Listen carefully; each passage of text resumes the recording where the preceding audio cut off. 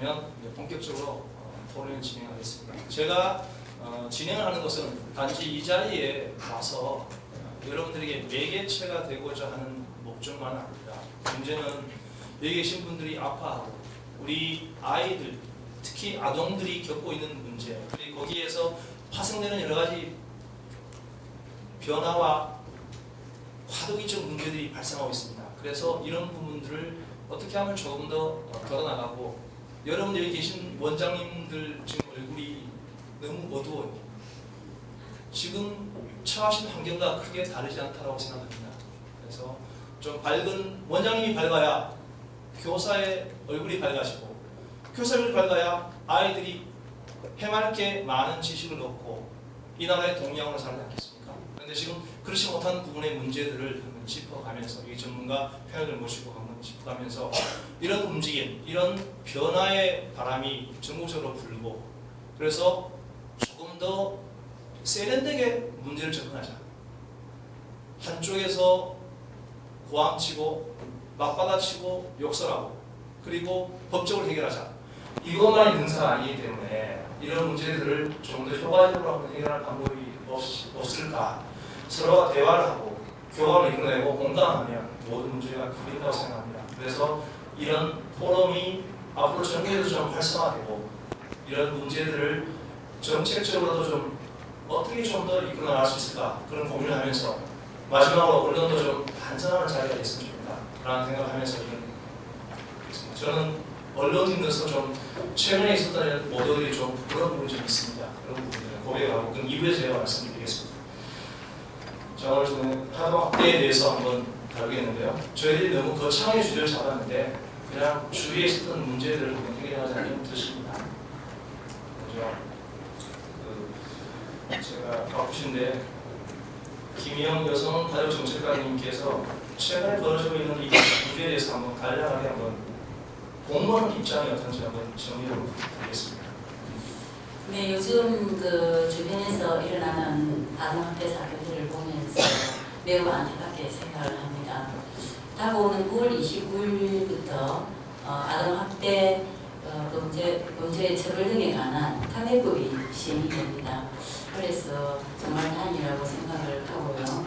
그리고 이제 정말 아동이 건강한 사회 구성원으로 이렇게 자랄 수 있도록 저희들이 이제 아동들을 위해서, 그 아동 학대에 대해서 그 심각하다는 어떤 그런 걸 잘 챙겨보고, 그리고 어떻게 또 예방을 하고 또 신고를 하고 또 신속하게 대응할 수 있는가에 대해서 오늘 이 자리가 함께 논의해보는 그런 자리가 되었으면 하고요. 이 특례법이 시행됨으로 해서 여태까지 아주 좀 약하게 처벌이 주어졌다면 이제부터는 아동학대의 처벌이 좀 강화되고 또 보호체계도 강화되었다는 데서 정말 다행이라고 생각을 합니다. 네. 신혜림 교수님께서는 학자의 입장에서는 이런 최근에 불미스러운 사건에 대해서 어떻게 보고 계신지 한번 여쭤보겠습니다. 일단 안타깝고요.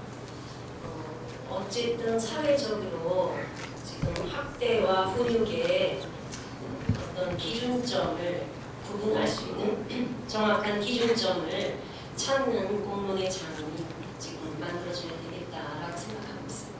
예, 어디가 학대이고 어디까지가 정말 아동학대인가, 그리고 가르치는 데 있어서 너무 많은 어려움이 있는 분에 대한 현실에 대해서 잠시 후에 발제를 해주시겠습니다. 그런 문제에 대해서.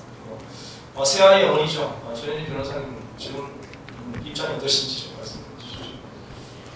네, 최근 들어서 아동학대 사건이 이제 매스컴을 많이 타고 이제 공분을 일으키고 있는데, 이게 뭐 최근 들어서 일어나는 신종범죄는 아니지 않습니까? 예전부터 있어왔던 어떤 교육 문화와 내지는 가정 내의 기관 내의 문제였는데, 여기에 대해서 이제 교육 환경과 인식의 변화가 있었기 때문에 이제 학대를 인지하게 되지 않았나 그런 생각이 듭니다. 특히 이제 9월부터 아동학대 범죄 처벌 특례법이 발의가 되는데, 국가가 공개적으로 내가 이 문제에 뛰어들겠다라고 공언을 한 겁니다. 그런데 범죄라는 게 일반적으로 쉽게 이제 저질 수 있는 게 아닙니다. 범죄가 입증이 되려면 우선 요건이 명확해야 되고 범죄의 고의가 있어야 되고 아주 정밀하게 입증이 있어야 되는데, 그런 입증을 하기엔 학대감이 너무 이제 애매모호하다는 거죠. 그래서 이런 자리에서 이제 여러 이제 훌륭하신 분들 모시고 같이 논의를 하는 게 참 시의적절하고 뜻깊은 자리라고 생각합니다. 네, 그렇죠. 알겠습니다. 저도 아동학대가 정확한 개념이 잘 되지 않으면서 아동학대 처리 기사를 하는 걸 보고 참 제가 스스로 좀 부끄럽다는 하고 있습니다. 서툴구나. 그리고 48년 끝까지 갔어야 하는 부분도 어느 중간에서 멈춰버리고 시간이 쫓겨서 마감하는 경우가 있었기 때문에 이 문제에 대해서 저도 잘 알지 못하다는 점을 말씀드립니다. 아동학대와 훈육에 대한 부분이 나름대로 깊은 어떤 출발점이 이 포럼이 아닌가 생각이 듭니다. 그리고 우리 학부모님 대표 나오셨는데 최근에 뉴스를 접하시면서 좀 깜짝깜짝 놀라셨습니까? 네, 저도 이런 소식을 볼 때마다 제가 아이를 키우는 입장으로서 가슴이 철렁 내려앉았어요. 그래서 혹시 내 아이도 내가 모르는 사이에 이런 일을 당하시지 않나 생각도 하고요. 현장에서 열심히 일하시는 선생님들 보면 선생님이 학부모하고 많이 보는데 학부모하고 그 사람의 신뢰가 있으면 이런 일이 일어나지 않을 거라고 생각이 들고요. 정말 이런 일이 일어나서는 안 된다고 생각합니다. 네. 김일인 교수님께서는 조금 입장이 다른 것 같습니다. 환자로서 아동을 더 신뢰해 보신 경험도 있기 때문에 최근에 오늘 모든 수고를 좀 주시는 것 같습니다. 저는 이제 아들을 보고 있어. 그러다 보니 학대와 훈육이야 저를 가리는 것도 중요하죠. 어찌됐건 간에 아이 입장에서는 어떻게 느끼느냐, 어떤 영향을 받느냐 이런 것들이 굉장히 중요할 수밖에 없는 것입니다. 최근에 벌어졌던 뭐 일련의 여러 사건들을 통해서 보면 결국엔 그 아이들이 나중에 어떤 일로 하여금 후유증이 나는 것도 인생을 살아가는 데 있어서 건강한 성인으로 살아가지 못하는 그런 기초가 마련되는 것 같아서 참 안타까운 생각입니다. 이 기회에 이런 부분을 통해서 적절한 양육이나 훈육이 제대로 정립됐으면 좋겠다는 생각입니다. 예. 그런 어떤 그 목적을 갖고 오늘 이런 토론을 한번 해보니까요. 먼저 첫 순서로 오늘의 주제죠. 바로 어떤 분이 아동학대이고 어떤 분이 가르침인지 정확하게 오한 이런 부분에서 정확하게 우리가 가르마를 탈 수 있을까? 라는 쪽에 주제에 마련해 주실 분입니다. 아시겠죠? 우리 부산여자대학교 교육학과의 신혜희 교수님이 먼저 이 문제에 대해서 발제를 주시겠습니다. 부탁드리겠습니다.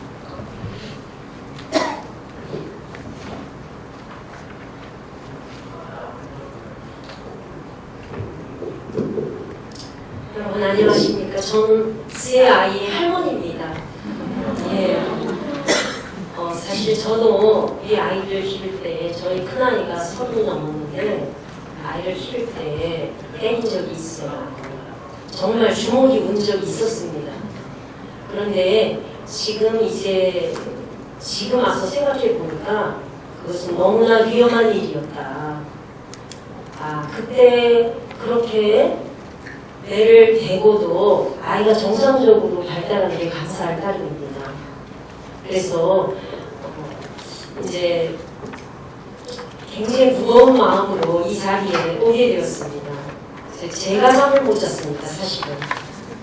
그래서 아동 학대와 그리고 훈육의 구분에 대해서 제가 조사한 바를 보여드리도록 하겠습니다.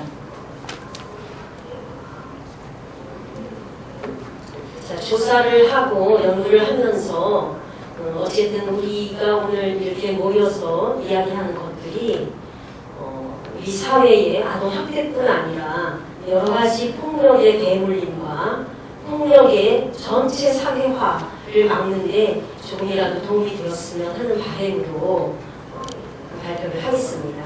지금 우리나라에서는 아동 학대를 아동복지법에서 규정을 하고 있는데요.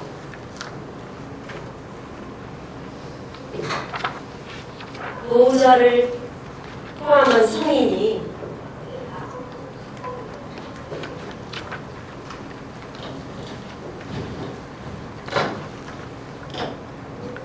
아마 마르고 닳도록 이 조항 보셨을 겁니다. 실제로. 외우지는 못하지만.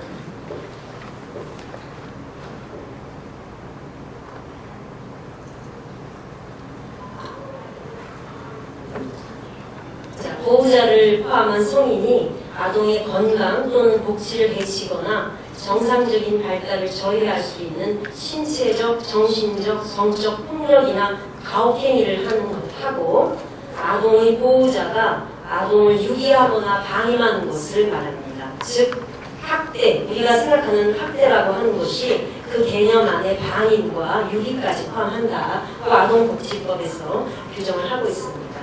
그래서 이제 미국의 그 사례를 한번 살펴보았습니다.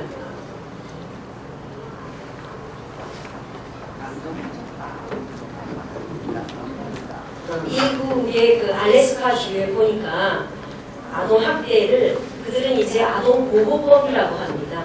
그래서 18세 이하의 아동에 대해서 신체적인 부상, 방임, 정신적 손상, 성적 학대, 성적 착취 또는 기타 부적절한 취급으로 아동의 건강 또는 복지가 해를 입게 되는 것을 의미합니다. 그러니까 이 지금 알래스카 주의 거는 우리나라 거랑 굉장히 비슷합니다.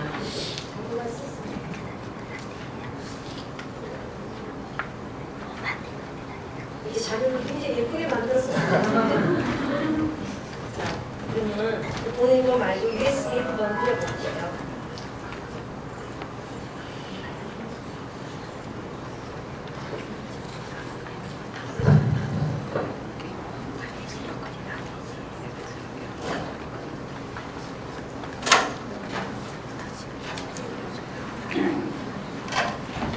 미국의 그 캘리포니아 주에서는 성학대, 방임, 심각한 방임, 그리고 일반적인 방임, 아동에 대한 고의적인 잔인하고 정당하지 않은 손상, 불법적인 신체 체벌과 손상, 그 다음에 가정 외부 살핌에서 학대를 의미합니다. 그러니까 조금 더 구체적으로, 우리보다 구체적으로 제시를 하고 있는데 실제로 그 아동 학대라는 것을 처음으로 이렇게 그 용어를 쓴 분이 미국의 콜로라도 대학의 그 캠페라는 교수가 1961년 했었다고 합니다. 그런데 그 콜로라도 주의 아동 학대에 대한 것은 굉장히 이렇게 상세합니다. 한번 들어보십시오. 피부에 멍이 있거나 피를 흘리거나 영양 상태가 부실하거나 잘 자라지 못하거나 화상이 있거나 골절되어 있거나 경막 내에 혈종이 있거나 세포 조직이 부어있거나 또는 그와 같은 어떤 이유로 사망에 이르는 그런 사례입니다. 또 이런 증상과 관련해서 뭔가 사망이 석연치 않은 경우 이런 어떤 증상이 있는데 죽었는데 그게 석연치 않게 이렇게 그런 어떤 인과성을 발견하기가 굉장히 어려운 그런 경우입니다. 또 아동이 성폭행, 성추행, 성적 착취 또는 성매매의 주체가 된 경우 아동의 부모, 법률상 후견인 및 양육자가 적절한 음식, 의복, 주거, 의료적 보살핌 또는 신중한 부모가 수행하는 정도의 감독을 제공하지 않았기 때문에 생기는 어떤 그런 손상을 아동학대로 얘기를 하고 있습니다. 그래서 이 미국의 콜로라도주의 그 아동학대에 대한 사례를 보면 굉장히 손상이 구체적이라는 거, 그 다음에 사망에 이를 수 있다는 거, 그 다음에 부모든 또 다른 보호자든 간에 그 아이가 당연히 받아야 될 보호와 서비스를 받지 못한 것까지도 학대의 범주에 집어넣고 있다는 것입니다. 그래서 우리가 일반적으로 학대하면 신체 학대, 많이 이렇게 손상이 되고 맞은 것만 생각을 하지만은 실제로 신체적인 학대를 생각을 하지만은 이것은 좁은 의미의 어떤 학대의 의미이고 넓은 의미로 얘기를 하면은 적절한 보호나 교육을 받지 못하고 내팽개친 어떤 상태, 방임을 포함하게 됩니다. 그래서 이 아동학대의 유형에는 신체적 학대 또는 언어폭력에 의한 정서학대, 사랑이 필요한데 사랑을 주지 않는 미운 말을 계속 쓰는 거예요. 너 나가 죽어버려. 예를 들어서 아니, 내가 너를 왜 낳았는지 모르겠다. 응? 예를 들면 뭐 하실 아이들이 있겠죠. 그 다음에 성적 학대. 그렇게 학대의 유형이 있고요. 그 다음에 이제 신체적 방임, 정서적 방임, 성적 방임, 교육적 방임, 의료적 방임. 그러니까 아픈데 만약에 병원을 적절하게 치료를 안 시키면 그게 의료적 방임이 되는 겁니다. 신체적 방임을 경험하는 아이들은 굉장히 몸은 지저분합니다. 겨울에는 여름옷 입고 나가고 여름에는 겨울옷 입고 나가고 뭔가 적절하지 않은 상황을 아이들이 연출할 때 한번 보살펴 봐야지 될 필요가 있는 것입니다. 자, 초등학교 아동의 지금 신체적인 학대 경험을 그 빈도를 조사한 게 있는데 제가 빈도는 빼고 초등학교 아이들의 그 학대 받았던 어떤 그런 것들을 18가지를 체크를 쭉 해왔는데요. 아이들이 이렇게 얘기합니다. 우리 부모님이나 식구들이 내가 잘못하면 뺨을 때렸다. 말을 안 들으면 회초리로 종아리를 때렸다. 발로 차거나 입으로 물거나 주먹으로 때렸다. 붉은 막대기나 몽둥이 빗자루로 때렸다. 혁대나 못으로 맞았다. 화가 나면 나를 잡고 흔들어 내동댕이 쳤다. 화가 나면 아무 곳이나 사정없이 때렸다. 재떨이, 그릇, 주전자, 의자 등으로 맞았다. 내 몸에 담배불이나 뜨거운 것으로 찢었다. 칼이나 흉기로 야단치거나 협박했다. 나를 찔렀다. 내 팔다리를 묶어 꼼짝 못하게 했다. 방 안에 가둬놓고 때렸다. 맞아서 이가 부러진 적이 있다. 형이나 오빠 언니, 동생이 잘못해도 나만 때린다. 한 번 때리면은 멍이 들거나 피가 날 정도로 때린다. 매를 맞아서 기절한 적이 있다. 맞아서 손가락 팔다리를 낀 적이 있다. 이런 18가지의 초등학교 아이들이 경험한 어떤 아동학대의 사례들이 실제로 나오고 있습니다. 그래서 제가 이제 요번에 이제 특례법이 발효되기 전에 이 아동학대에 관해서 형법상 어떤 말을 쓰고 있는가 봤더니 상해, 투수폭행, 폭행치사상, 인신매매, 협박 저희는 정말 상상하기도 무서운 그런 어떤 용어들로 이루어져 있는 것을 발견할 수 있었습니다. 그래서 우리가 아동학대라고 하면 실제로 이제 범죄의 영역으로 완전히 들어가서 그 교사도 아동학대에 준하는 범죄인 경우에는 이제 가중처벌을 하겠다 하는 어떤 완전히 법적인 영역으로 들어갔다라고 볼 수가 있습니다. 그래서 이제 학대에 대해서는 이제 이런 정도인데요. 실제로 그러면은 교육적으로는 학대를 어떻게 생각을 하느냐 했을 때 교육적으로는 훨씬 넓게 생각을 합니다. 그래서 아이들은 태어나서 자라면서 그 시기마다 배울 것이 있고 그 배울 때 신체적인 자극, 보호, 배려, 정서적인 안정, 사랑, 여러 가지 역량의 섭취 등등 여러 가지 자극과 교육이 필요한데 그렇게 그때 해줘야 되는 것들을 제공해주지 못한 것이 전부 다 아동학대의 범위에 들어간다라고 보고 있는 겁니다. 그래서 어떤 아이가 이제 어떤 기관에 갔는데 그 기관에 들어가자마자 그 환경판에 있는 거를 다 이렇게 끄집어 내렸어요. 선생님이 전화를 하는데 그 전화줄을 확 잡아당겼어요. 다른 아이들이 간식을 먹는데 방해를 했어요. 눈을 찔렀어요. 아이들을 못살게 굴었어요. 그래서 그 아이를 실제로 계속 이제 추적 조사를 했더니 그 아이가 여태까지 그 양육을 담당했던 주 양육자가 7번 정도 바뀌었어요. 외할머니였다가 할머니였다가 그러니까 인생의 가장 중요한 시기에 애착이 발달해야 되는 어떤 그런 시기에 애착 대상을 제대로 일관성 있게 이렇게 애착 대상이 없었기 때문에 아이가 배울 것을 제대로 못 배웠다 하는 거죠. 그래서 이런 어떤 사안을 볼 때 이것을 학대라고 얘기할 수 있느냐라고 묻는다면 교육적으로는 이것을 학대라고 봅니다. 그 아이가 당연히 자신의 발달을 위해서 필요한 어떤 보호와 교육과 배려를 못 받은 것 자체를 교육적으로는 그 학대의 의미에 집어넣는다.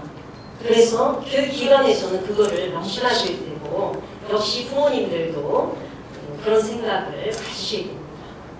네. 그 앞에 거죠. 지금 그 발제를 하시는 그 교수님의 강의와 이 PPT에 맞지 않는 점을 사과드리고요. 이게 워낙 중요한 문제이기 때문에 우리가 다시 한번 말씀을 드려요. 처음부터 다시 한번 교수님이 짧게, 이게 워낙 중요한 문제잖아요. 저도 22년 동안 기자생활 했는데 아동 학대에 대해서 처음 개념이 없다고 말씀을 드렸는데, 그래서 한 장 한 장 간략하게 지금 설명하신 거를 다시 한번 복습 좀 시켜주십시오. 네. 아동 학대라고 하는 것은 신체적 학대에만 들어가는 게 아니라 언어적인 폭력, 정서 학대, 성적인 착취를 포함하는 학대의 모든 개념과 방임을 전부 다 포함합니다. 그래서 너무 일찍부터 기관에 맡기고 너무 늦게까지 맡기면서 어떤 경우에는 어린이집에서 아이를 안 찾아가는 경우가 있어요. 그것은 그 방임은 학대의 범주 안에 들어가는 것입니다.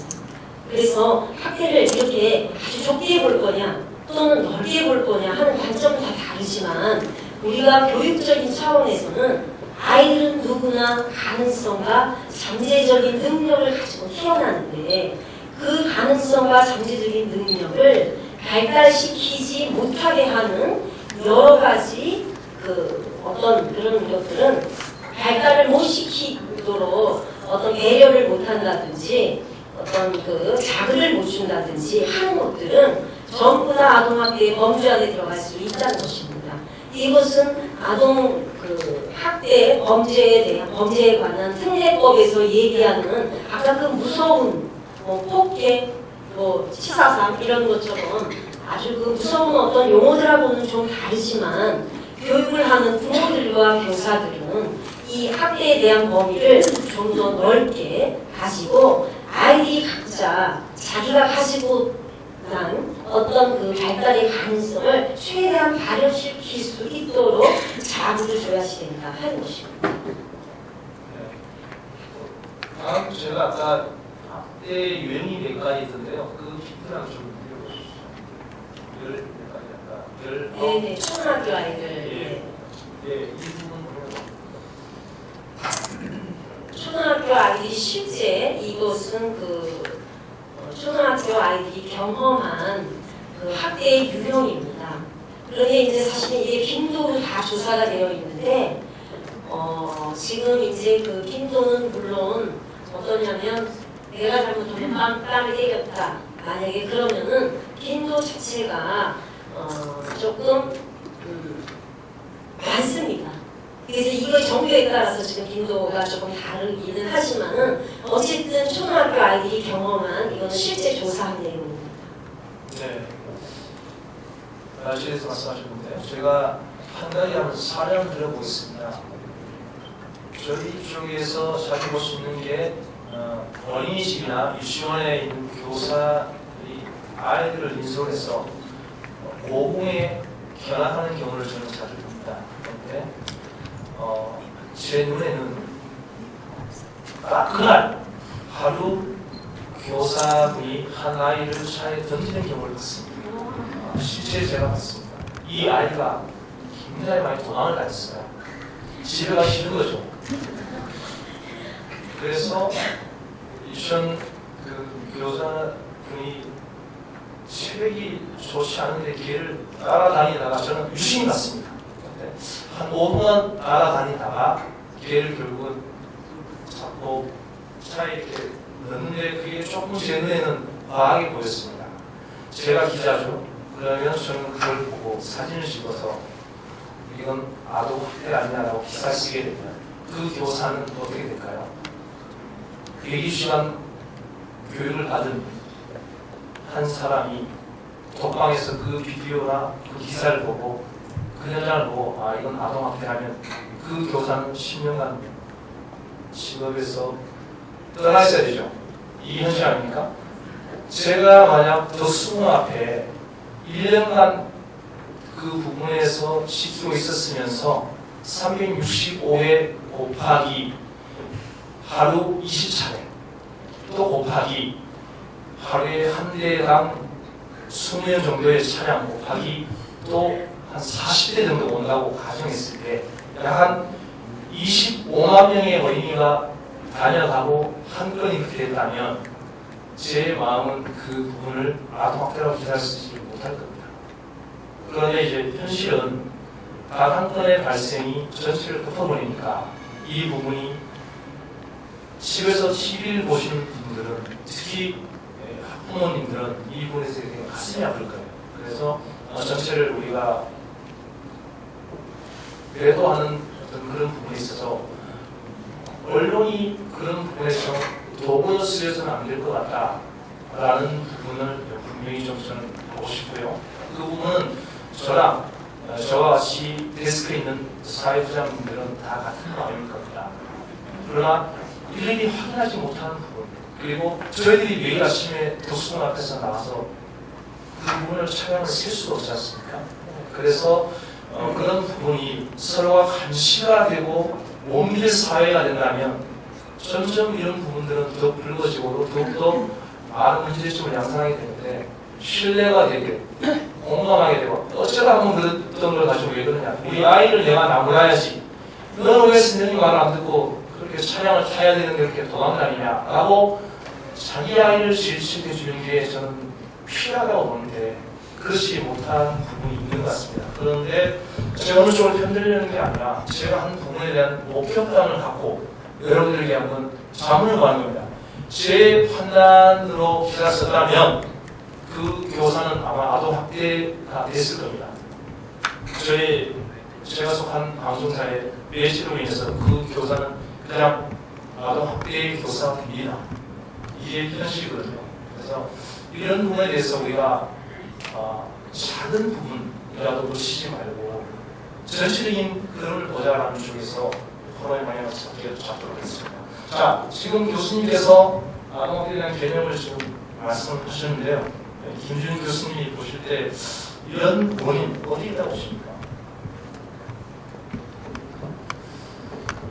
여러 가지 원인이 있을 것 같은데요. 첫째는 부모나 가해자 또는 뭐 부모의 양육 이쪽으로 먼저 봐야겠죠.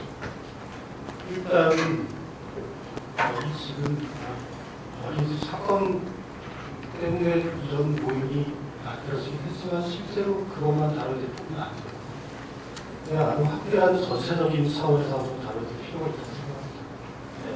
첫째는 되게 아동학대의 대표적인 경우는 가까이 있는 부모의 요인들도 상당히 많죠. 부모 자체의 정신병적인 부분, 예를 들면 약물중독, 알코올 중독성, 또는 폭력적인 성향, 그런 부분들도 당연히 영향을 받을 수 있고요. 이게 중요한 부분은 대물림이죠. 그렇게 양육받은 대로 또 양육을 하는 것들이 대물이죠. 통계로 보면 65%는 양육이 대물림이 된다고 그러죠. 그러니까 그게 당연하다는 문화 속에서 자라오면 또 그 아이를 또 당연하게 그렇게 키운다고 생각을 하는 거죠. 실질적으로 통계 같은 걸 살펴보면 학대에 준하는 그런 폭력을 경험하는 빈도가 거의 미국이나 영국이나 프랑스나 유럽 쪽은 한 25에서 30% 안쪽입니다. 근데 우리나라는 70%예요. 이게 물론 2000년 통계이긴 합니다. 지금 좀 많이 좋아졌겠죠. 자, 근데 문제는 그러면 문화권이 달라서 그러냐. 일본하고 태국도 30% 넘습니다. 그런 거 보면 우리나라의 독특한 양육이 우리날 수도 있겠다는 생각도 듭니다. 그리고 부모들이 이제 아이를 한 자녀 낳고 이제 경쟁사회에 살다 보니 이 아이들 기대치도 상당히 높은 것도 현실입니다. 그리고 또 내 아이가 제일 귀한 아이입니다. 그러면서도 때립니다. 살려고 때리겠죠. 자, 그런 부분들의 요인도 있을 거고요. 물론 사회적으로는 뭐 위험이라든지 또는 사회경제적인 형편이 어려운 경우 조금 더 증가하는 경향이 있습니다. 또 아이의 요인을 살펴보면 좀 전에 이제 사회자님 말씀하셨듯이 도망다니는 아이들마다 도전, 목적다처럼 굉장히 키우기 힘든 아이가 있습니다. 통계적으로 보면 전체 아이들 중에 태어난 아이들 중에 10%는 굉장히 어려운 까다로운 아이들이에요. 그 문제는 부모들이 우리 아이를 키울 수 있는 교육이나 이렇게 다 바뀌어가지고 아주 쉽게 예를 들자면 저희가 10분 만에 풀 수 있는 수업 문제를 그냥 반에서 중간중간 사람한테 풀자고 이게 쉬운 일은 아닌 거죠. 그냥 저 아이들이 까다로우려고 굉장히 힘들고요. 또 신체적으로라든지 어떤 정신적인 질병이 있다든지 하면 일반적으로 다룰 수 있는 그런 범위를 벗어나는 건 상당히 많습니다. 거기에 이제 제가 많이 보는 주요적인 건 희노감이 있을 거고 훈련감이 있을 거고 뭐 언어감이 있을 거고 그런 아이들에서 포함되는 거죠.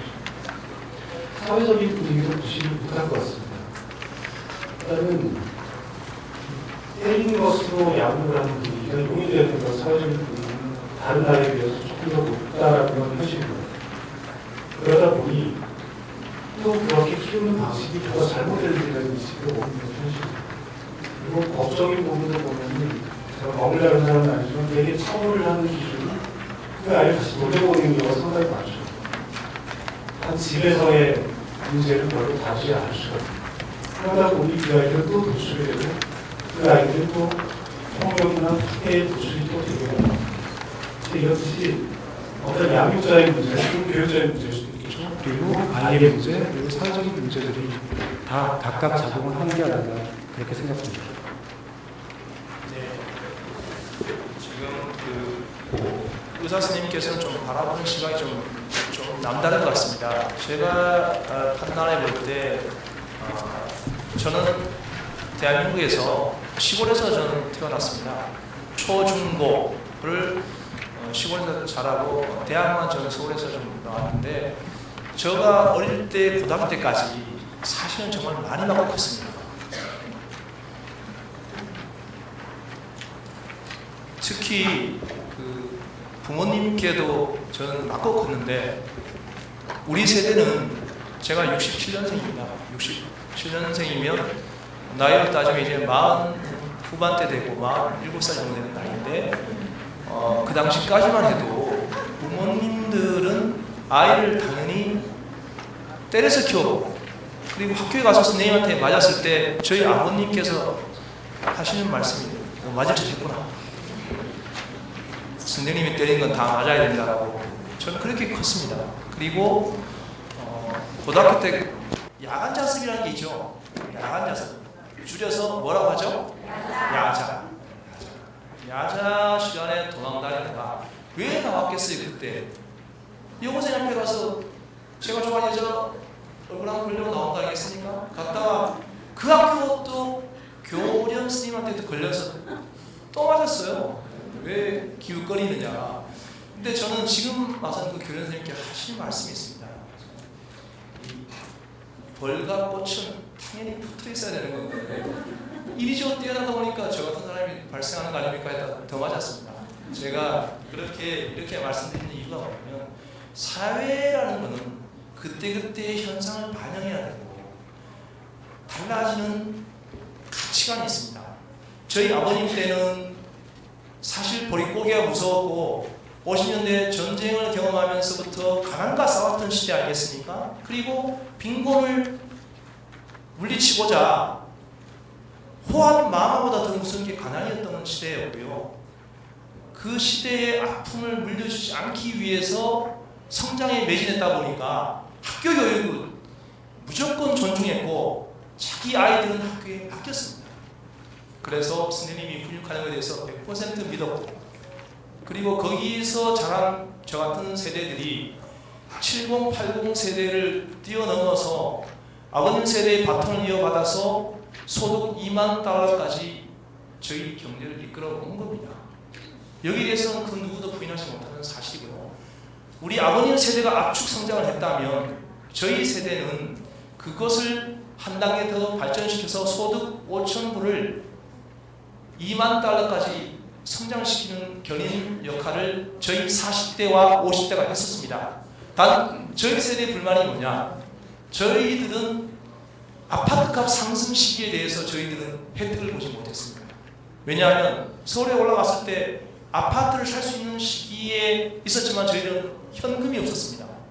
직장을 들어갔죠. 들어가서 월급을 모으다 보니까 갑자기 아파트가 1억짜리가 4억이 되고 또 3억을 모아놓으니까 이게 7억짜리가 또 10억이 되어버리고 이렇게 두 번 점핑하는 시대에 50대 후반에 계신 저희 형님 세대들은 아파트에 대한 상승에 대한 효과에 대해서 상당한 부를 누리셨습니다. 저희 때는 그렇지 못했는데 이건 경제적 관점에서 제가 말씀드린 이유가 그 세대의 경제와 정치와 사회 문화 현상은 같이 간다는 얘기죠. 아버님은 학교 교육을 맡겼기 때문에 선생님들이 결국 군사부 일체였는데 그리고 우리도 그렇게 믿고 자녀들을 맡겨왔는데 지금 보면 지금 여기 젊으신 애기 엄마 지금 계시잖아요. 지금 5살인가요? 어린이집에 지금 다니고 있는데 저 교사께 모든 교육을 맡긴다고 합니다. 크게 다치지 않으면 학교에 모든 것을 맡겨준다고 하는 한 85% 부모에 속하시는 분들이거든요. 근데 요즘 세대가 발전하다 보니까 어떤 문제가 발생하냐면 나름대로 자기 교육까지 생기는 겁니다. 부모님들이 젊으신 분들은 개성이 강하거든요. 개성이 강해서 이분들이 나도 교육의 한마디 원장님보다는 내가 더 우리 아이를 잘 알지 그러면서 약간 방임하는 타면서 어떤 일만 터지면 그 부분에 대해서 굉장히 좀 흥분하시고 사건의 진상보다는 결과만 갖고 과정의 어떤 부분에 대한 검증은 하지 않으시면서 결과만 갖고 쫓아오는 경우가 되게 많았습니다. 제가 이런 말씀을 드리는 이유가 바로 뭐냐면 바로 공감하자는 겁니다. 세상이 달라졌어요. 세상이 바뀌었기 때문에 여기 계신 원장님들도 세상이 달라진 거에 대해서 얼마든지 공부를 하시고 따라오셔야 되는데 내가 옛날에 배웠던 그 개념 하나 어린이집, 유치원 이렇게 하면 된다는 그 개념만 가지시고 계속 현업을 하신다면 이 부분에 대한 괴리감은 더 커질 수밖에 없습니다. 따라서 법이 달라지고 학부모의 인식이 달라지면 그분들보다 좀 더 노력하고 좀 더 선도해 나가야 될 분의 위치에 계시기 때문에 그 부분을 제가 말씀드리는 겁니다. 이번 휴가 때 여러분들 다 다녀오셨죠? 다녀오셨지 않습니까? 휴가? 자, 여기 계신 원장 선생님들 다 한 분이라도 외국의 유치원, 외국의 어린이집 견학 오신 분 손들어 보십시오. 네, 한 분 계시고 또 2분, 3분, 4분, 한 5분 되시네요. 자, 여기 계신 분이 지금 150명이나 가정했을 때 한 5분 정도는 내 업에 대해서 재충전을 하고 오신 겁니다. 나머지 분들은 지금 푸켓 갔다 오신 분 계시나요? 푸켓 피피성 갈 때가 아닙니다. 지금 발리 가서 지금 풀에 들어가 있을 시간이 없어요. 그만큼 세상이 빨리 변하고 있고 외국에 있는 교육 환경이 달라지고 있는 부분에 대해서 빠른 속도로 내가 따라잡고 선도를 해야 되는데 언제 피피성 갔다 와서 그 부분에 대해서 갔다 오면요 그 후유증이 엄청납니다. 저도 한번 갔다 왔는데 허리가 아플 정도예요. 배를 얼마나 탔는지. 그게 그렇게 되면 우리가 외국에 있는 부분에 대한 문물을 받아들일 기회가 너무 없는 겁니다. 따라서 여기 계신 분들은 잡지라든가 매스컴이라든가 나름대로 갖고 계신 모든 다양한 매체를 통해서 외국에 있는 변화 환경을 빨리 선도하시고 책을 많이 읽으십시오. 이 책 한 권이 15,000원에서 18,000원입니다.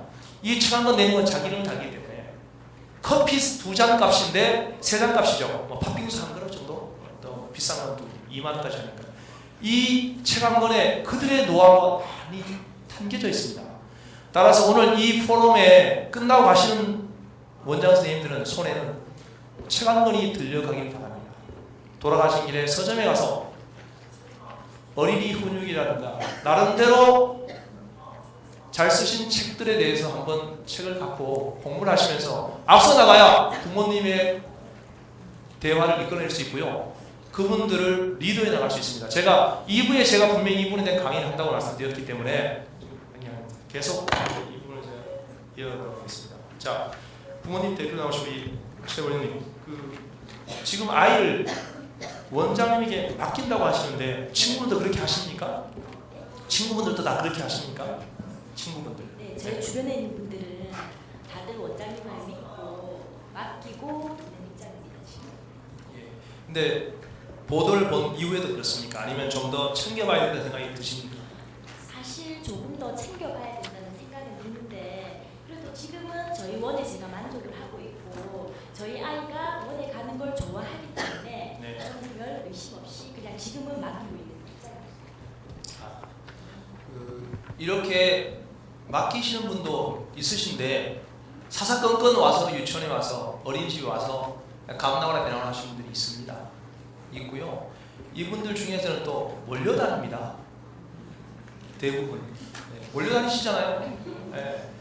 그런데 제가 한 가지 이거는 그냥 참 방송에 안 나왔으면 좋겠는데 방법이 뭐냐면 그들 선생님들 딱 떠오르신 학부모님들 중에서 가장 마음에 걸리신 분이 지금 머릿속에 스쳐가실 겁니다. 아, 저분만 없었다면 우리 유치원이 참 편안할 텐데, 참 행복할 텐데, 저분은 참 사사건건 우리 유치원에 대해서, 우리 어린이집에 대해서 반대하시지. 그런데요, 그분들을 먼저 찾아가서 대화를 해야 됩니다. 그분을 내 편으로 만들어야 됩니다. 그분과 대화를 하시고 그분의 마음을 헤아리고 그분이 원하시는 부분을 먼저 들어주셔야 됩니다. 그리고 그분이 나타나면 어떻게 해야 됩니까? 구체적으로 칭찬해 주셔야 됩니다. 아, 우리 원에 대해서 그래도 이렇게 지적해 주시니까 고맙습니다라고 해야 됩니다. 그분을 멀리하고 그분을 오히려 원장님이 왕따시키시고 선생님에게 그분만 대화하라고 하시면 그분은 속으로 느낍니다. 아, 원장이 나를 피하는구나. 그래, 네가 이기나 내가 이기나 한번 해보자. 이런 식으로 해서 다시 또 자기 세력을 합니다. 또 부모들을 또 결집시키죠. 그렇게 해서 더욱더 감시의 눈을 더 뜨게 되고 사소한 꼭지를 잡기 위해서, 그래서 그런 분들을 좀 더 참작을 해서 그런 분들 먼저 대화를 한번 해보시는 게 어떻겠느냐. 자, 계속해서 이제 우리 구체적인 사례를 드리겠습니다. 교수님, 제가 지금 드린 말씀 중에서 아까 버스를 태우는 과정에서 한 아이를 밀어서 태우는 경우를 제가 봤다고 했는데 그 한 경우는 아동 학대로 볼 수 있습니까?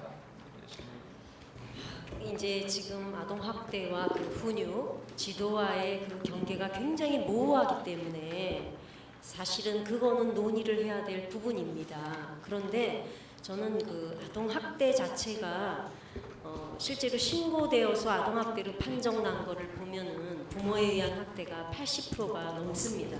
그거는 올해만 그런 게 아니고 옛날부터 아동학대에 대한 개념이 생긴 이후 우리나라 계속 그렇습니다. 그런데 그런 학대를 하는 부모들도 사실은 부장님 말씀하신 것처럼 정말 도움이 필요한 부모들이고요. 김지은 교수님 말씀하신 것처럼 부모들 자체가 체벌은 교육이다 라고 생각하는 것이 서구나 일본은 다 30% 미만, 30% 수준입니다. 그런데 체벌을 통해서 교육이 가능하다고 생각하는 것은 우리나라 72%로 나왔습니다. 그러니까 부모들의 어떤 생각은 굉장히 집에서는 체벌로 아이들을 다스릴 수 있다라고 생각하기 때문에 아이들이 이미 집에서 부적절한 방식으로 체벌을 당한 경험이 있다는 것입니다. 그런데 지금 말씀하신 것처럼 그 유치원에서 차량에 이렇게 한 것은 그것을 학대냐 아니면은 그것이 어떤 지도의 한 방안이냐 이렇게 했을 때 참 뭐라고 얘기하기는 어렵지만 그 또한 부적절하다라는 겁니다. 그러면 교사가 아이들이 많기 때문에 어쩔 수 없이 그렇게 하지만 교사는 그렇게 해서는 안 됩니다. 그리고 그런 상황이라면은 이미 나올 때 보조자를 데리고 와야 됩니다. 부모들과 소통을 통해서 아니면 시스템의 구축을 통해서 나올 때 그런 어떤 상황이기 때문에 예를 들어서 아이들을 조금 더 이렇게 같이 돌볼 수 있는 그런 상태로 나와야지 무조건 나온다라고 할 수 없습니다. 지금 미국 같은 경우에 선진국은 애들 데리고 나갈 때 일일이 동의서를 다 받아야 됩니다. 그래서 만약에 데리고 나갈 때 애들을 단 한 건이라도 그렇게 짐짝처럼 할 수밖에 없는 여건이라면 원장님들, 교사들 안 나가는 방향으로 하셔야 됩니다. 차라리. 예, 그래서 거기에 대한 그 답변이 되셨는지. 예. 저는 그렇게 보고 싶습니다. 하루 정도는 관찰한 다음에 그 부분에 대한 판단해야 된다고 생각하고요. 아침에 유치원을 나와서 돌아갈 때까지 과정에서 그런 부분들을 세심히 관찰한 다음에 기사를 써야 된다는 게 저희의 생각인데, 저는 그 순간을 봤거든요. 그 순간을 보면 그게 학대에 해당한다는 것으로 오판할 수 있습니다. 그래서 지금 교수님께서는 그 순간이라도 그렇게 하는 건 바로 학대이기 때문에 그런 환경을 만들지 말아달라고 지금 주문하신 겁니다. 정확하게 만들어 주시고요. 또 하나 이제 현장에서 아이들을 가르치는 우리 최남정 교사께 여쭤보겠습니다. 제가 기분이 좋을 때는 아이들에게 더 잘하고 싶지만 우울할 때는 사실 아이들에게 조금 더 좀 소홀한 게 사지 않을까요? 어떻습니까? 그렇죠. 교사도 교사이기 이전에 한 인간이라고 생각을 하면 자신의 감정을 충분히 컨트롤해야 된다는 것을 교사 교육 시간에 다 받기는 하지만 인간이기 때문에 100% 그게 가능하지는 않습니다. 그래서 제가 저희 원에서도 아침에 올 때 집에 있었던 일들은 다 잊고 아이들을 즐거운 마음으로 맞으라고 하지만 하루 종일을 살다 보면 그게 그때그때 컨트롤이 안 될 때가 있거든요. 그럴 때는 이제 조금은 자중하라고 하지만 힘들죠. 그래서 이제 그런 경우에는 다른 교사들이 있으면 다른 교사들이 좀 괜찮게 하거나 자신들의 감정을 좀 조절할 수 있는 시간을 좀 가져보는 게 어떠냐라고 생각하는데, 근데 이제 문제는 어머님들, 학부형들 입장에서는 교사를 교사이기 이전에 교사로서만 보는 거죠. 교사의 의무와 교사가 해야 되는 것들만 보고 저 사람이 인간으로서 어떤 존재이고 인간으로서 어떤 감정을 가지고 있는지에 대해서는 헤아려주지 않는다는 것들이 이제 교사들이 가지고 있는 큰 어려움 중에 하나라고 이야기를 드릴 수 있을 것 같습니다. 네, 알겠습니다. 김희애 교수는 가족 정책관님, 그 훈육과 학대에 대해서 어떤 기준이 정책적으로 어떻게 좀 규정되어 있는지 좀 말씀을 좀 해주십시오. 네, 어린이집과 예. 그 유치원에서 어린이집에는 이제 여기서 2세까지는 그 표준 보육 모델이 있습니다. 크게는 이제 6개 영역으로 나눠서 되어 있고, 그 다음에 이제 3, 5세는 누리과정이라 해서 유치원에서도 누리과정을 하고 우리 어린이집에서 누리과정 운영을 합니다. 거기에도 보면은 한 5개 영역으로 크게 나누어가지고 훈육의 그 기준이 있습니다. 예를 들어서 뭐 신체 운동 영역, 그리고 의사소통 영역, 또 사회관계 영역, 또 예술 경험 영역, 자연탐구 영역, 이렇게 나눠서 세부적으로 어떻게 훈육을 해야 하는 그런 기준이 있는데, 그리고 이제 학대에 대한 어떤 구체적인 거는 아동 그 조금 전에 우리 교수님께서도 말씀하셨는데, 아동 그 복지법의 근간을 두고 저희 우리 보건복지부에서 매년 아동 분야 사업 안내 지침에 내놓습니다. 그 지침에 보면은 아동 학대의 정의, 또 아동 학대의 유형 이렇게 나오는데, 아동 학대의 유형에 이제 크게 보면은 3가지가 있다고 말씀을 드렸죠. 이제 뭐 신체적, 정서적, 또 성적 학대가 있는데 4가지네요. 방임까지. 그 방임에 보면은 3가지가 구체적으로 또 나눠집니다. 기본적으로 의식주를 제공하지 않는 물리적 방임이라든지, 그리고 의무 교육에 학교를 보내지 않거나, 그리고 무단결석하는 것을 허용하는 그런 교육적인 방임이 있고, 그리고 이제 필요한 어떤 의료적인 조치를 취하지 않고, 또 아동이 필요한 예방 접종을 하지 않는 의료적인 또 방임이 있습니다.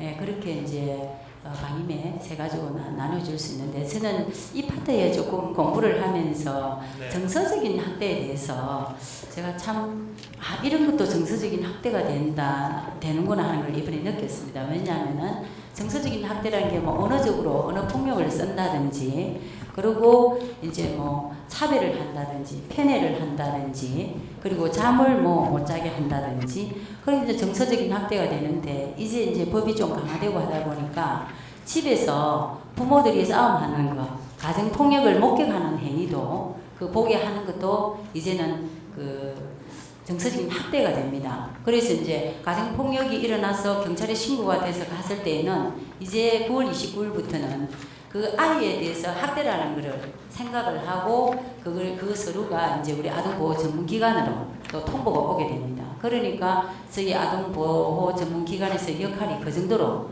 많이 이제 그 신고 사례가 많을 걸로 또 생각이 되고요. 예. 예, 그런 식으로 이제 처벌도 강화되고 네. 또 기준도 강화되었다는 점을 말씀드리고 싶습니다. 네. 그럼 여기 계신 원장 선생님 지금 그 정책관계에서 말씀하신 이 규정을 한번 보신 적 있으십니까? 정확하게 보신 적 있으십니까? 못 보셨다. 다 보셨죠? 저는 이 부분은 원장 선생님께서 숙지하고 계셔야 됩니다. 이게 가장 기본이기 때문에 우리가 태어날 때 뭘 외웠습니까? 초등학교 때 구구단 외우듯이 이거 외우고 계셔야 됩니다. 국민교육 헌장을 저희도 외웠잖아요. 똑같습니다.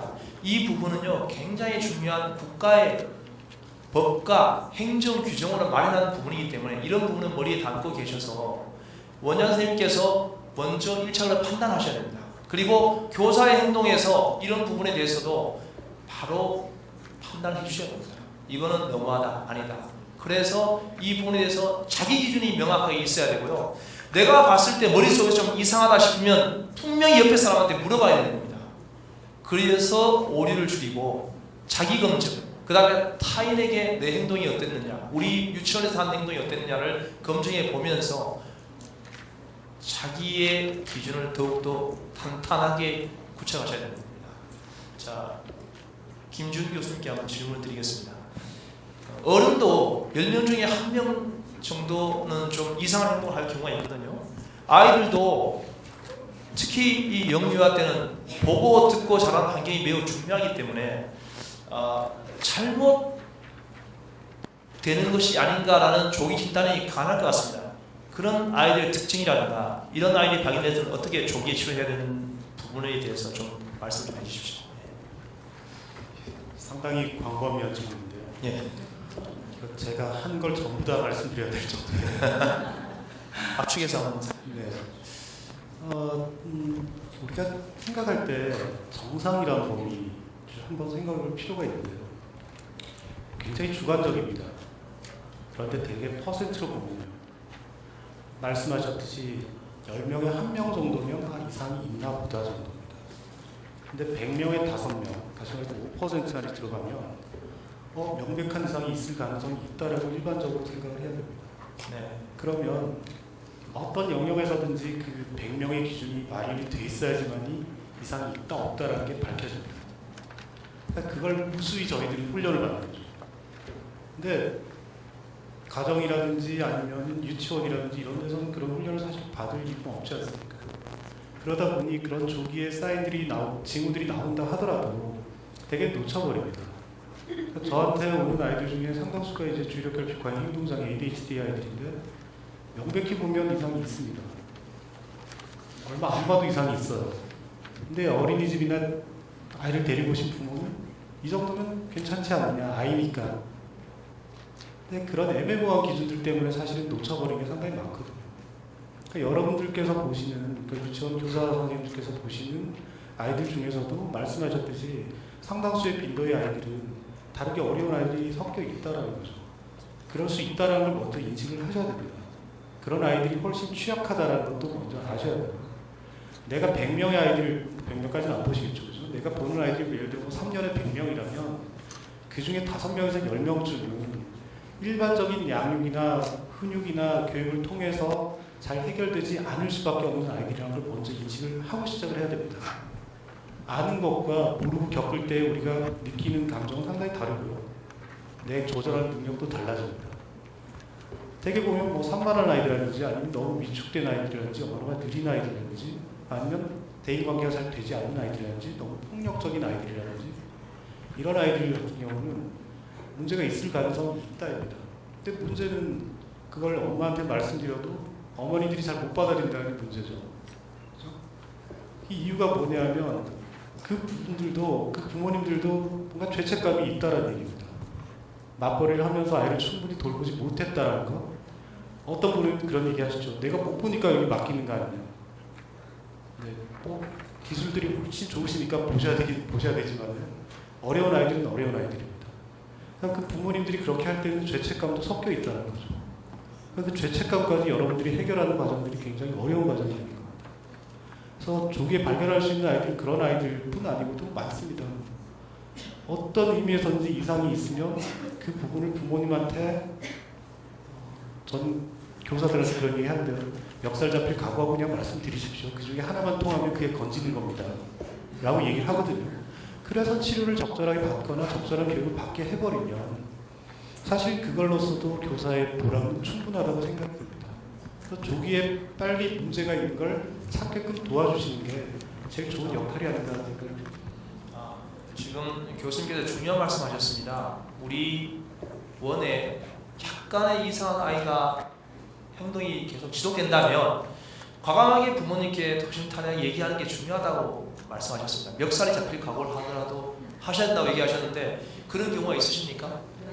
많습니까? 그러면 계속 이 부분은 하셔야 될 것 같습니다. 네, 왜냐하면 사실은 병이 예를 들어서 병이라고 표현하면 그렇지만 이상한 행동도 초기에는 쉽게 고칠 수 있거든요. 근데 이게 방치하거나 방임하거나 뭐라 하고 내가 부모님께 싫은 소리 해서 뭐하나 그냥 꼬박꼬박 그냥 한 달 그거만 받으면 되지 라고 해서 넘어가면 이 아이는 결국 옆에 있는 건강한 아이를 해치게 됩니다. 10년 뒤 20년 뒤에는 사회에서 부적응자가 될 수 있고 또 낙오자가 될 가능성이 있습니다. 왜냐하면 성격장애는 일본말로 또 발전이 또 이렇게 되죠. 희귀꼬물이 될 수도 있지 않습니까? 예. 그렇게 되면 방 안에서 은둔하는 사람으로 내 자식이 한평생 지낸다면 부모님들도 참 속이 타실 거예요. 제 옆에 있는 분도 그런 분이 있거든요. 그래서 이런 부분은 과감하게 좀 허심탄회하게 부모님께 이 말씀을 드리자. 그게 중요한 원장님의 책무라고 지금 말씀하셨습니다.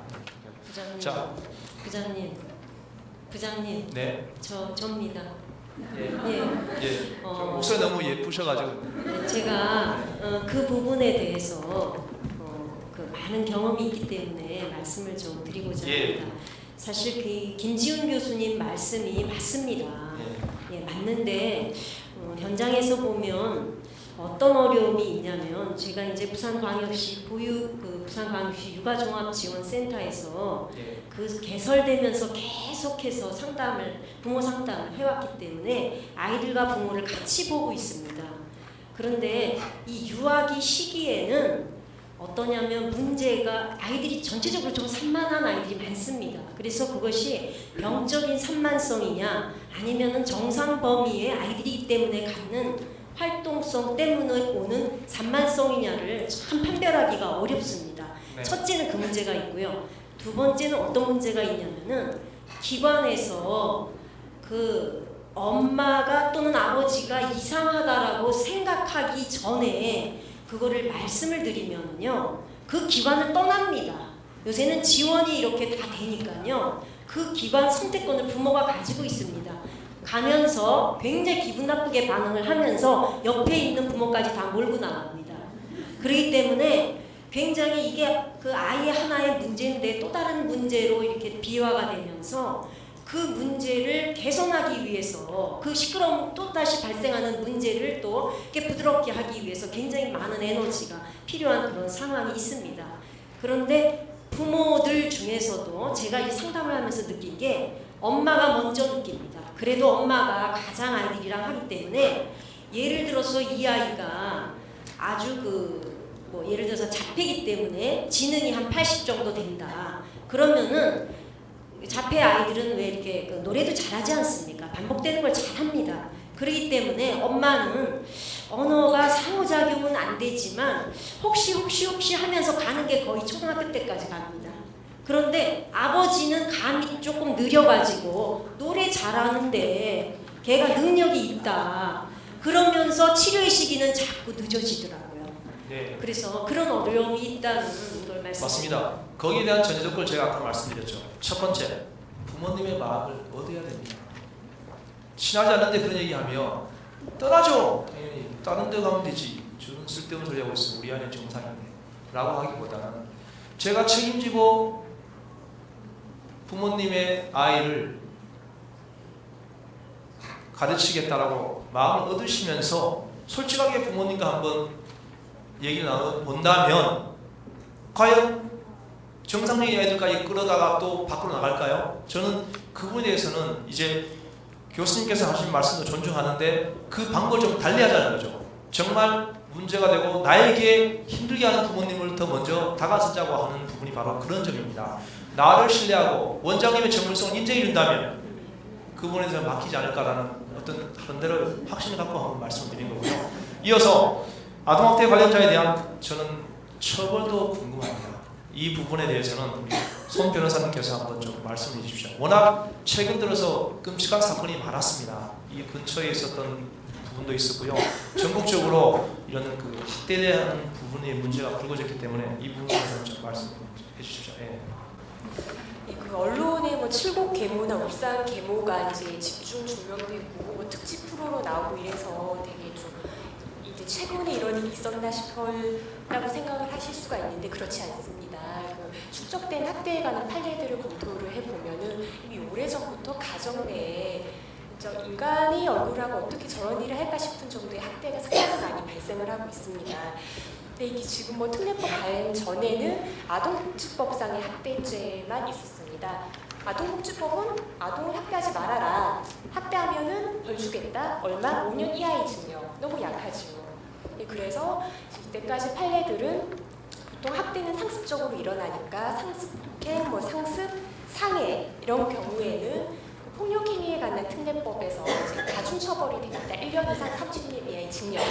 그래서 이런 부분에 대해서는 이제 형법이나 그 폭처법을 적용을 하고 그 이외의 부분들, 뭐 정서적인 학대라고 할 수 있는 뭐 이제 폭언이라든지 욕설, 그리고 방임, 그리고 뭐 이제 그 방임 가두는 것도 많이 일어나더라고요. 이런 것에 대해서는 이제 아동복지법상의 아동학대죄를 적용을 해왔습니다.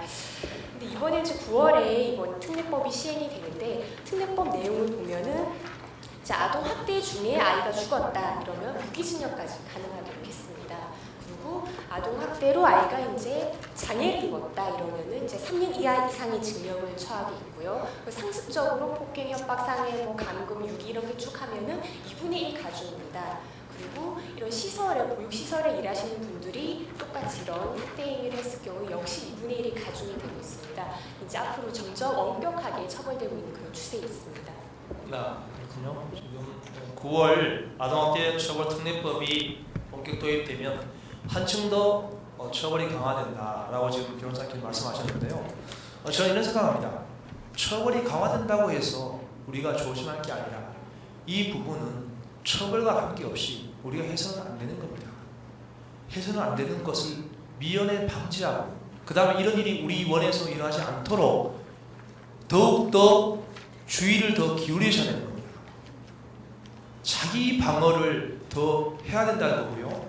타인에 대해서도 다시 말해서 아이에 대해서 더 많은 신경과 세심한 배려 그리고 교사에 대해서도 조금 더 신경을 써주셔야 됩니다. 다시 말해서 학부모와 원장님 사이에서 양쪽을 바라보는 교사의 시간은 참 또 남다른 생각이 있을 것 같습니다. 그 부분에 대해서 입장에 대해서는 어떤지 좀 들어보겠습니다. 진행님 말씀해 주십시오. 이제 저희가 원에서 있으면 저희 원에도 이제 그런 일이 있었는데 학부모님께서 지나치게 자기 아이들의 교육적인 혜택을 많이 주기를 바라십니다. 그러면 역으로 다른 아이들에게는 방임의 아동 학대가 벌어지는 상황인 거지요. 근데 부모님은 그거를 인지를 못하시고 계시더라고요. 그래서 여러 번 말씀을 드려도 자기 아이가 우선인 것이고 그러니까 예를 들면 이제 저희 원에 이런 일이 있었습니다. 아이 하나가 밥을 늦게 먹습니다. 네. 늦게 먹어서 다른 아이들이 다 교실에 가서 양치질을 해야 되는데 이 아이 혼자를 데리고 담임 선생님이 이 아이만 볼 수는 없습니다. 그래서 제가 나머지 아이들을 데리고 교실에 가서 다른 일을 진행을 해라. 그리고 얘는 내가 끝까지 남아서 얘 식사 지도를 하겠다라고 했더니 어머님께서 오셔서 싫답니다. 자기 아이가 혼자서 그렇게 남는 게 싫답니다. 제가 있음에도 불구하고. 그래서 불만이 생기기 시작하는 거죠. 저는 이제 그 어머니 의견을 어느 정도 수용을 했으니까 괜찮지만 어머니가 조금이 다른 색안경을 끼고 보면 이 아이는 교사가 방임한 아이가 되어버리는 상태입니다. 그래서 그런 게 이제 조율이 상당히 많이 필요한 것 같고요. 실제로 현장에서 있으면 아이 하나를 가정에서 제가 보는 게 아니라 여러 명의 아이를 동시에 다발적으로 봐야 되기 때문에 순식간에 무슨 사건들이 일어납니다. 그거를 제 몸이 하나이기 때문에 다 헤쳐나갈 수가 없고 다 커버를 할 수가 없는데 부모님들이 여기서 이기심이 좀 작동하는 것 같습니다. 제 아이 하나만은 똑바로 봐주기를, 다른 아이들의 신경에 들어오지 않습니다. 그래서 그런 것들이 대아이에 대한 지나친 사랑으로 아이들이 학대라든지 문제가 생긴 것이고, 아까 이제 말씀을 하셨듯이 그 교사와 학부모 간의 갈등이 있으면 아이는 그거를 지켜볼 수밖에 없는 상황입니다. 그러면 이 아이가 자라면서 아동 학대를 당하는 게 아니라 역으로 교사 학대를 하지 않을까라는 우려를 또 하게 되는 거죠. 저희 엄마가 그렇게 교사를 대하는데 이 아이가 어떤 심정으로 교사를 대하겠습니까? 그래서 제 경험을 말씀을 드리면 저희 아이가 초등학교 1학년에 입학을 했는데 선생님이 초등학교 입학 1학년 1학기 첫 학부모 시간에 훈육을 할 수도 있으니 혹시 매를 들 수도 있으니 이해를 바랍니다라고 말씀을 하셨습니다. 저희 반은 30명 가까이 되는 학부형들이 아무도 선생님 그러시면 안 됩니다라고 말씀을 하지 않으셨는데, 어떻게 됐는지 대한민국에서는 초등학교만 들어가면 괜찮은 일들이 어린이집이나 유치원 시절에는 절대 안 되는 일입니다.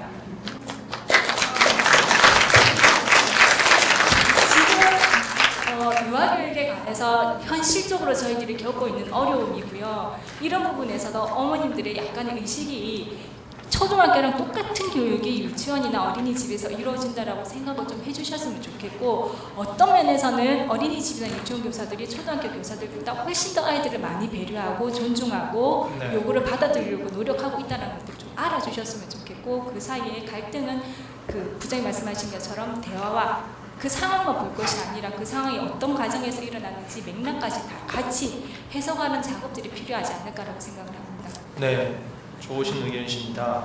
저는 두 가지 점을 발견했습니다. 지금 방금 교사 선생님께서 말씀하신 내용 중에서 행간을 읽으면 첫 번째는 여기 계신 원장 선생님께서 절대 교사를 아이들 앞에서 나무라서 안 됩니다. 절대 아이들 앞에서 내 원에 있는 선생님들을 함부로 대해서는 안 됩니다. 그것을 분명히 아이들은 기억합니다. 그 부분에 대해서 약속을 해주시고요. 두 번째, 여기 안 오셨지만 학부모님 지금 두 분이 계시고 학부모님께 제가 이런 부분에 대해서 말씀을 드리고 싶습니다. 인터넷으로 보신다고 하니까 절대 유치원에 와서 원장 선생님과 교사를 함부로 대해서는 안 됩니다. 그런 분에게 어떻게 자기 아이를 맡깁니까? 제가 존중받으려면 상대방도 존중해야 되지 않습니까?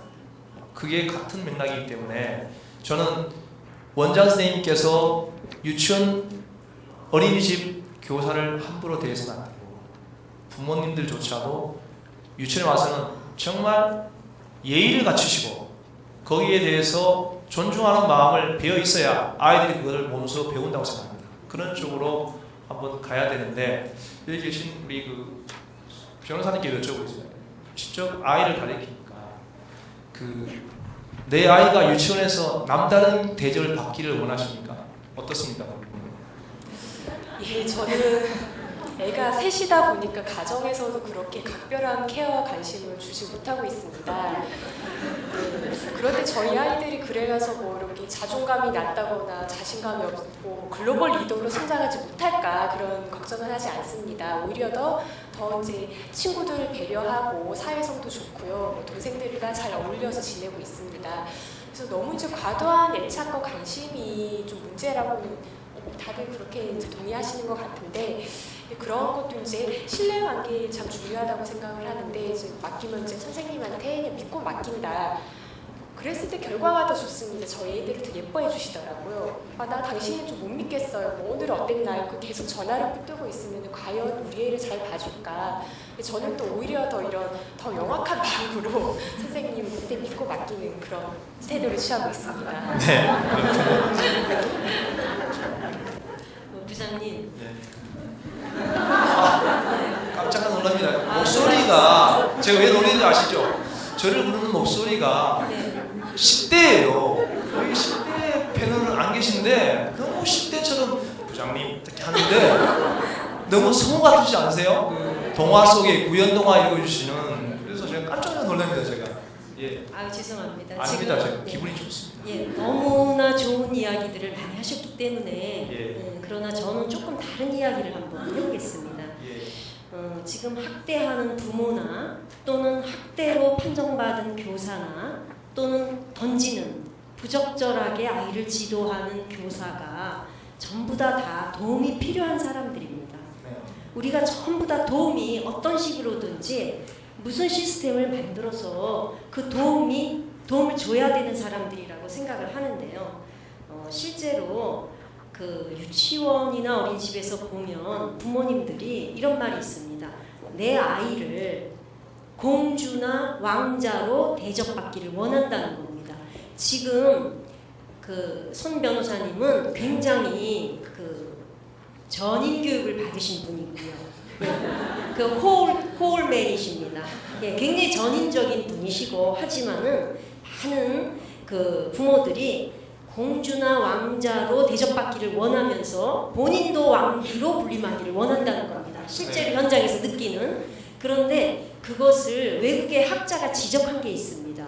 그 포킨이라는 유명한 부모교육 학자가 뭐라고 지적을 했냐면 20세기는 여러 가지 이 사회적인 변화로 인해서 부모들이 자기의 자녀에게 꼭 맞는 교육과 보살핌을 원하는 굉장히 맞춤식 교육을 원한다는 겁니다. 그렇다면 여러분들 교사들 또 뭐 원장님들도 다 도움이 필요하시지만은 사실은 이 직을 하려면 맞춰야 됩니다. 다만 맞출 때 정말 왕자나 공주로 또는 왕비로 대접하는 것이 그 사람을 정말 잠재력을 발전시키는 데 도움이 되는가를 생각을 하셔서 정말 부모 교육이 이루어져야 된다. 그렇게 생각하고 있습니다. 네, 좋은 말씀입니다. 자, 김희영 여성 가족 정책관님께 여쭤보겠습니다. 정부에서 이런 그 교사와 부모님 갈등, 그다음에 원장님과 부모님 갈등을 좀 막으면서 교권을 보호할 수 있는 부분이 필요하다고 생각합니다. 이걸 정책적으로 교권을 어떻게 좀 지켜줄 것인가, 이 부분에서 좀 책임 있게 좀 말씀을 좀 해주십시오. 예. 이왕 나오셨으니까. 예, 예. 지금 이제 제가 어린이집을 지금 이제 업무를 보고 있는데 유치원에 관해서는 교육부에서도 관할을 합니다. 예. 그래서 이제 그 부분에 있어서는 교육청과 협의해서 어떠한 기준을 마련이 되었으면 좋겠고요. 그리고 이제 또 교권을 보호한다는 그런 측면이 있는 반면에 이제 그 유치원에 대해서는 아동 학대를 했을 때에 역으로 그 세부 기준이 행정처분 기준이 마련되어 있지 않습니다. 근데 그런 부분도 일단 그 교육청이 또 해야 될 업무라고 생각을 하고, 저희 어린이집에 관해서는 아동 학대에 대해서는 아동 학대에 대한 그 행정처분 세부 기준이 마련되어 있습니다. 예를 들어서 어린이집 시설에 대해서는 뭐 운영 정지 그리고 시설 폐쇄를 한다거나, 그리고 이제 보육 교직원에 대해서는 자격 정지를 한다거나 취소를 하는 기준이 있고, 예. 그 이외에 이제 보호를 이제 하기 위해서는 저희들은 어쨌거나 그런 거는 세부적인 어떤 그런 기준을 보호를 위해서 한다는 것을 규정으로 이렇게 만든다는 부분은 그렇고, 사실 우리 어린이집에 우리 보육 교직원들이 굉장히 그 처우 개선이 열악합니다. 그래서 첫째 이제 가중한 업무에 대한 스트레스를 어떻게 하면 좀 풀 수 있을까? 예. 그 부분에 있어서는 저희들이 하루에 그 9시간 평균 반 정도 근무를 하는데, 이제 보육교사가 갑자기 뭐 병가를 내야 될 경우에 뭐 상을 당했을 때, 이럴 때는 대체교사가 있습니다. 근데 저희는 이제 우리 시에서는 전국에서 이제 최초로 이 대체교사도 종일제가 있고 시간제가 있습니다. 그래서 우리 시는 전국에서 최초로 시간제 대체교사를 시행을 해서 뽑아서 거기에 이제 급한 일이 있을 때 대체를 해주고 있고, 두 번째는 보육장학제를 시행을 합니다. 근데 그 보육장학사들은 어린이집에 가서 물론 아이들을 그 훈육을 한다든지 그런 데 대해서 나름대로 우리 시에서도 교육을 하고 있고 정부에서도 보수교육을 하고 있습니다만, 그 부분에 있어서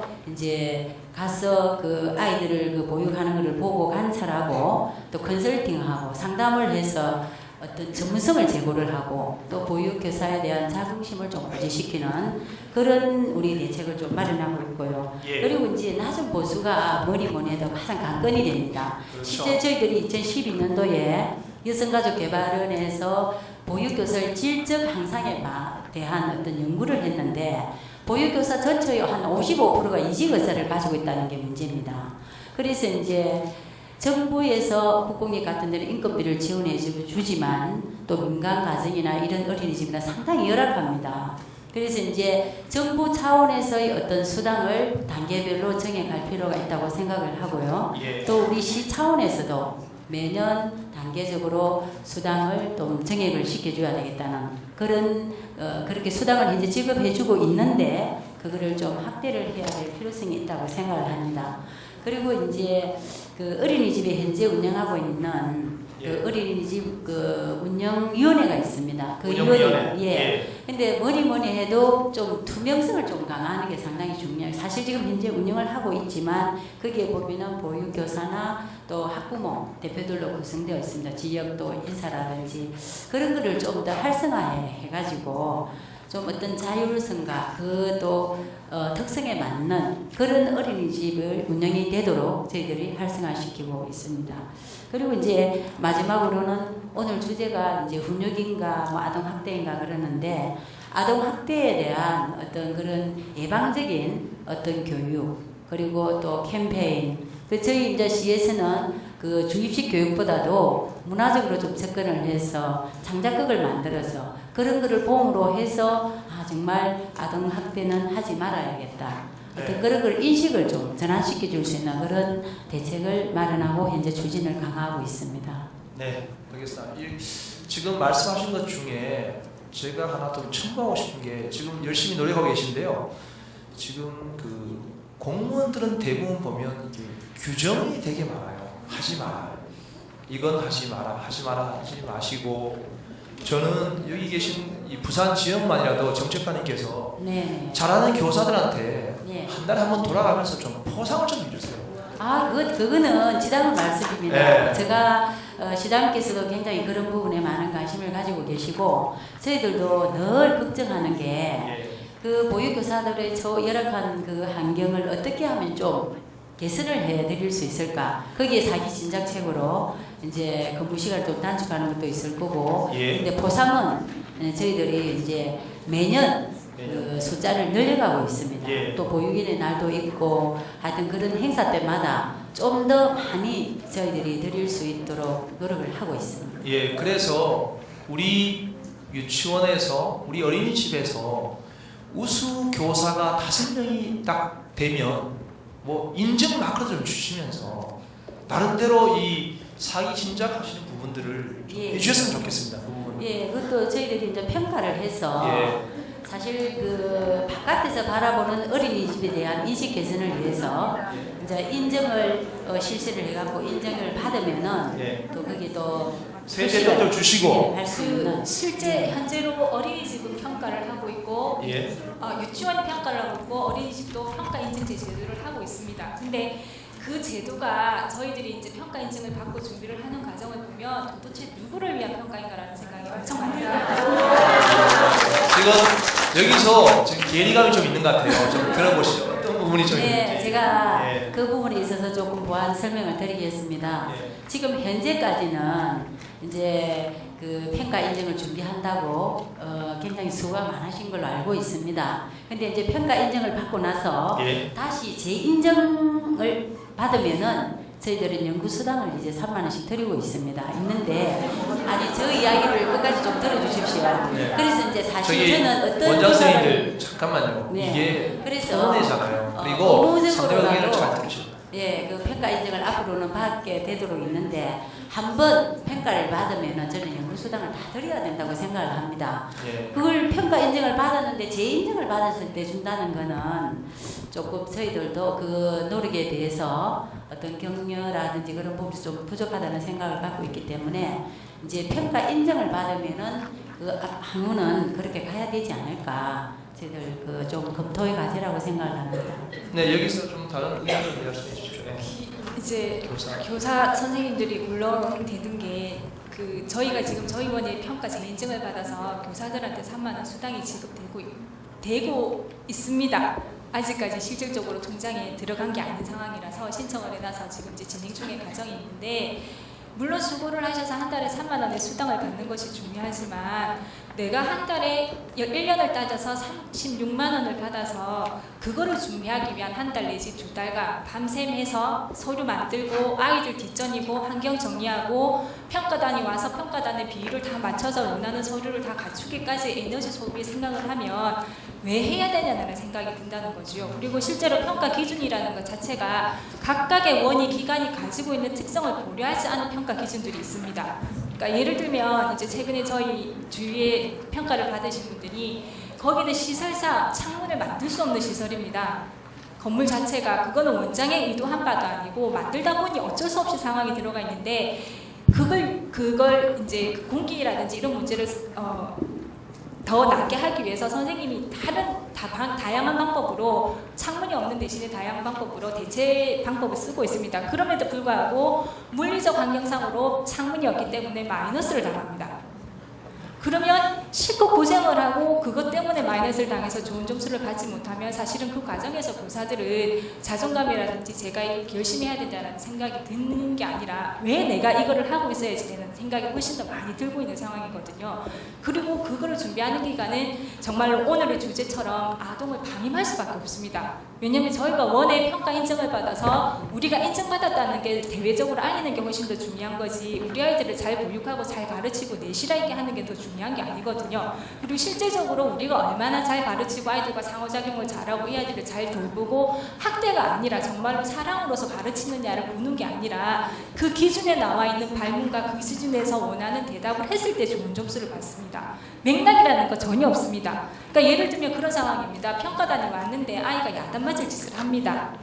저희가 타임아웃이라고 이야기를 하기도 하고 잠깐 생각하는 의자에 앉으라고 아이들이 훈육할 때가 있습니다. 근데 그 순간에 그렇게 하면 상호작용의 점수가 엄청 많이 마이너스가 되니까 교사는 부글부글하는 속을 내려앉히고 이를 갈면서 겉으로는 웃으면서 참아야 되는 상황입니다. 왜냐하면 보여줘야지 되니까. 그래서 저희들이 실제로 이렇게 이야기를 합니다. 보여주는 평가가 아니라 정말로 이거를 질적으로 얼마나 내실화 있게 잘하고 있느냐를 평가하는 평가가 이루어져야 되지 않겠냐라는 것들이 현장의 목소리인 것이고, 그게 지금 유치원과 어린이집의 평가 기준이 조금 더 다릅니다. 그래서 이런 것들도 일원화시키는 과정들이 좀 필요한 게 아니냐. 그리고 평가를 위한 평가가 아니라 정말로 질 향상을 위한 평가, 교사를 도와줄 수 있는 평가를 하자는 것들이 현장의 목소리이긴 합니다. 네, 좋은 말씀을 해주셨는데, 저희들이 이게 이제 우리 보건복지부에서 전국적으로 일률적으로 이제 평가를 하는 부분이고, 저희들이 현장에서 이제 평가를 하면서 이제 개선될 사항이 있으면은 저희들 또 의견을 수렴을 해서 매년 또 개선해 나가도록 그렇게 하겠습니다. 네, 얼마나 좋습니까? 지금 현장의 목소리를 직접 정책학에서 수용하시면서 나름대로 평가 기준이라든가 현장에 맞게끔 이런 부분을 수정해 나가시겠다고 약속하지 않습니까? 박수 한번 부탁드리겠습니다. 이제 좀 다른 문제인데요. 부장님, 네. 제가 이 평가를 다녀보기도 하고 또 평가를 많이 받아보기 때문에 이 평가에 대한 얘기는 좀 정리를 하고 넘어가야 될 것 같습니다.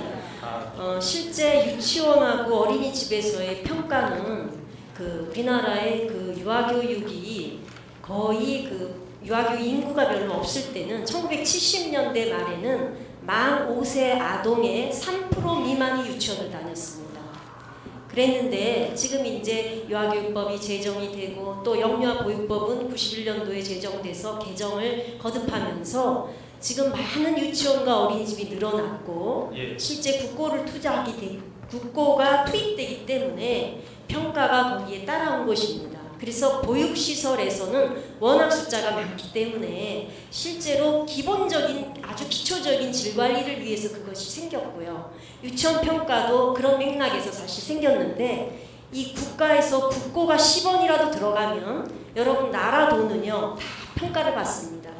저희 지금 교수들도요 평가가 말도 못하게 많아요. 강의 평가 받죠. 교수 업적 평가 받죠. 각종 프로젝트 나면 다 평가받습니다. 여러분.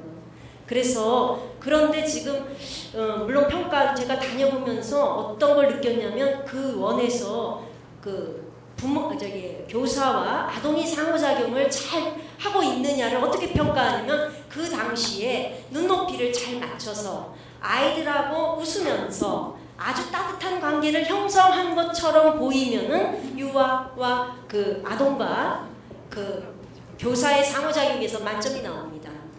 그렇거든요. 그렇기 때문에 사실 그 상황이 아닌 다른 상황에서 그 상황은 연출될 수 있는 상황이라는 거죠. 그래서 그런 맹점은 물론 있습니다. 그래서 지금 서울 쪽, 경기도 쪽에 그 유치원 쪽에서 유치원 평가 같은 경우에는 서열화를 해가지고 또 발표를 하기 때문에 지금 그거는 문제가 있다. 사실은 유아교육이 서열화 필요 없습니다, 여러분. 기본적인 질 유지를 하는 것이 사실 필요합니다. 그래서 그 평가를 지금 거부를 한 상태입니다. 그래서 서열화하는 것을 없는 것으로.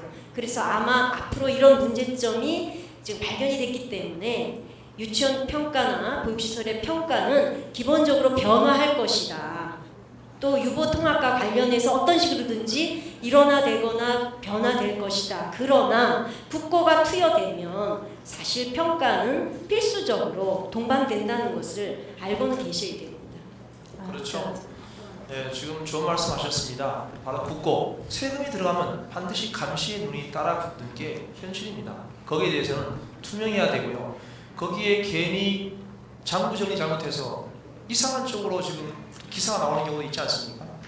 그래서 그런 부분은 서로 좀 조심하셔야 될 것 같고. 네, 지금 조금 보육시설이 2011년도 6월달에 영유아보육법이 개정되어 가지고 어린이집으로 불립니다. 그래서 앞으로는 어린이집으로 좀 지내주시고 그 평가에 대해서는 저희들이 평가를 안 할 수는 없습니다. 우리 시에서도 시책을 추진하면 그에 따라 반드시 평가가 따르거든요. 그런데 평가를 하면서 나타나는 문제점들은 의견을 수렴해서 단계별로 개선해 가도록 그렇게 하겠습니다. 네, 좋은 말씀이시죠. 예. 자, 여기서 우리 학부모님, 아까 자녀가 5살이라고 하셨죠? 네. 어린이집 다니는데 네. 다시 한번 조금 돌아가서 말씀드리겠습니다. 특별한 대우를 받고 싶습니까? 자녀. 아니면 보통의 아이들처럼 나를 평범하게 우리 아이를 훈육해 좋겠다. 어느 쪽이십니까? 저는 정말 솔직하게 말하면 선생님이 조금은 더 예뻐해줬으면 한다는 생각이 네. 가끔 들 때도 있습니다. 네. 근데 그렇게 제가 욕심을 부리게 되면 나중에는 그 욕심들이 저한테 돌아올 거라고 생각하기 때문에 그냥 평범하게 네. 그러나 저희 아이가 차별은 받지 않았으면 좋겠습니다. 차별 없는 교육. 그러니까 그냥 보통 아이들 대하듯이 그냥 활동할 수 있었으면 좋겠습니다. 네, 알겠습니다. 그런데 이제 지금 아이를 어린이집에 보내는데요. 네. 가정입니다. 한 곳은 CCTV를 설치한 어린이집, 한 곳은 CCTV를 설치하지 않는 곳. 어느 쪽으로 보내시겠습니까? 저는 당연히 CCTV를 설치한 곳으로 보내고 싶습니다. 왜 그렇습니까? 일단 저희 아이가 저희 품을 벗어나면 네. 제가 저희 아이 선생님을 믿지만 그 원에 가서는 저희 아이가 어떻게 지내는지 제가 100% 믿을 수는 사실은 없는 상황이거든요. 예. 그래서 저희 아이가 원에 가서 혹시나 무슨 사건이나 일이 있었을 때 CCTV가 있어야지 나중에 그 시비를 가릴 수가 있고 그리고 그 일을 해결할 수 있기 때문에 증거 자료가 되기 때문에 네. 일단은 CCTV가 있어야 된다고 저는 생각을 합니다. 네. 믿지만 혹시나 모를 믿지만 만일의 사태에 대비해서 혹시나 있어요. 만일의 자, 이게 지금 우리 부모님의 공통된 마음입니다.